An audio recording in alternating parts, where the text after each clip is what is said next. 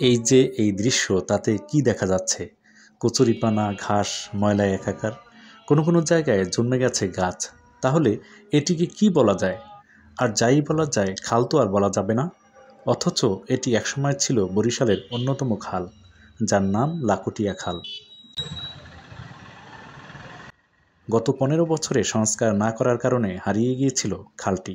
অথচ এই খালই চলত একসময় নৌযান। এখন যা গল্পের মতো। বিভিন্ন সময় ক্ষমতাসীন দলের প্রভাবে এটি করা যায়নি সংস্কার, আর তাতেই মরে যেতে বসেছে খালটি। খুশির খবর হচ্ছে, 1 নভেম্বর থেকে পরিষ্কার পরিচ্ছন্নতার কার্যক্রম উদ্বোধন করেন জেলা প্রশাসক মোহাম্মদ দেলোয়ার হোসেন। একই সঙ্গে সেখান থেকে অবৈধভাবে দখল করে রাখা দোকানপাট সরিয়ে নেওয়া হয়। চলতে থাকে পরিষ্কার পরিচ্ছন্নতা অভিযান। এরপর থেকে ধীরে ধীরে দৃশ্যমান হচ্ছে খালটি।